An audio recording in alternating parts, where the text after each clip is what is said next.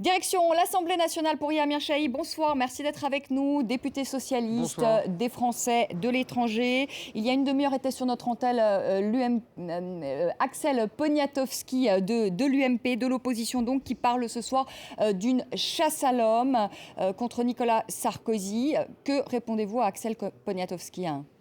Qu'en France, la justice fonctionne.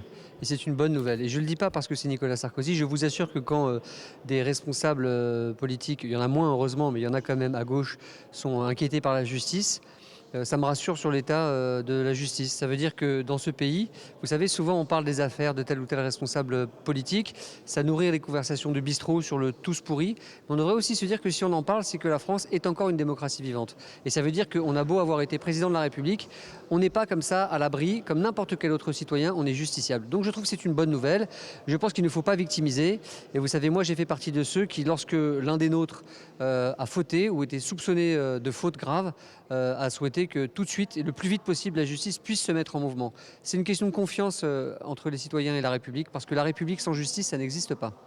Alors pour Yamir Chahi, d'autres ont une autre lecture que la vôtre. Ils disent que justement cette justice n'est peut-être pas tout à fait indépendante, que certains juges veulent leur revanche contre Nicolas Sarkozy, que le syndicat de la magistrature est plutôt à gauche. On se rappelle l'affaire du mur des cons, que les juges en veulent beaucoup à Nicolas Sarkozy qui voulait à l'époque supprimer, on se rappelle, le juge d'instruction, et que ces juges voudraient aujourd'hui leur revanche. C'est une autre lecture aussi.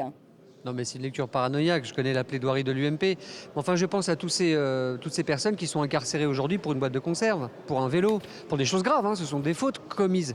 Donc vous ne croyez quand même pas que je vais m'apitoyer sur le sort de quelqu'un qui est soupçonné à ce stade, de choses graves. Donc je ne vais pas m'apitoyer sur le sort de M. Sarkozy.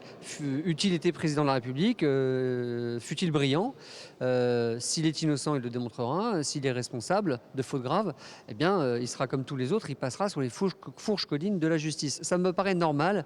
Je n'ai pas non plus à l'enfoncer, ce n'est pas mon genre, je n'ai pas envie d'ailleurs de faire moi de chasse à l'homme. Je constate juste que la décence minimum, c'est de ne pas le faire passer pour le pauvre petit lapin dans les bois qui serait poursuivi par des méchants loups. C'est Nicolas Sarkozy, ne l'oublions pas quand même. Pour Yamir Chahi, mais l'élimination de Nicolas Sarkozy, ça arrangerait quand même le parti socialiste aujourd'hui, non? Parce que son ombre plane quand même sur ce quinquennat de François Hollande. Non, Il n'est jamais parti, Nicolas Sarkozy, d'une certaine manière. Oui, mais c'est son problème à lui, ça, Nicolas Sarkozy. Vous savez, moi je pense que la France, elle a d'autres problèmes que Nicolas Sarkozy, ou même d'ailleurs la succession de François Hollande. La question, c'est où elle se projette, la France, dans les 10 années qui viennent, dans un moment, il faut le dire, de doute, d'interrogation. Notre politique de voisinage en Europe, elle est en panne, donc il faut essayer d'en desserrer les taux budgétaires qui aujourd'hui l'empêchent d'avancer.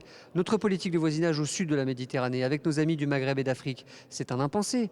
On ne parle aujourd'hui de ces enjeux-là qu'en termes de problèmes, de risques migratoires, et pourtant il faut se projeter vers l'avenir. Notre capacité industrielle, nos innovations, comment on met toutes ces inventions au service du bien commun. Ce ne sont pas des petits sujets. Donc vous savez, moi, l'avenir de Nicolas Sarkozy, son ombre planante ou pas, très sincèrement, je m'en fous un peu. Voilà. Voilà, c'est clair. Dernière question pour Yamir Chahi.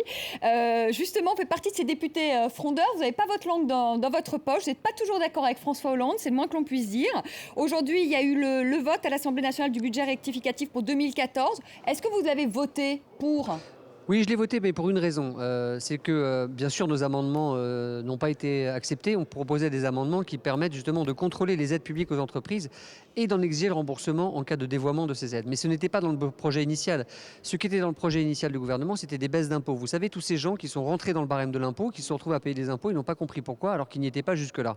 Cette mesure-là a été abrogée. Et donc, du coup, évidemment, j'ai voté pour cette disposition. Mais mes amendements et ceux qu'on a déposés avec l'appel des 100, ce qu'on appelle les frondeurs, ce que vous appelez les frondeurs, qui sont en fait des proposeurs, vont revenir à l'Assemblée nationale. Et nous avons en ce moment un autre débat budgétaire sur le financement de la sécurité sociale. Et là, je vous le dis très nettement, moi je n'accepte pas que des baisses de cotisations, c'est-à-dire de charges, comme on dit, pour les entreprises, soient faites sans aucune distinction, sans aucun ciblage.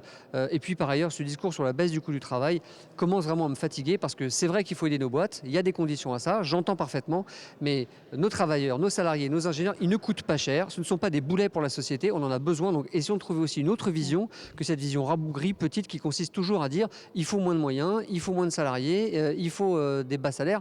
Voilà, on peut avoir une autre ambition pour le pays, c'est ce que je vais défendre et je continuerai à défendre ça.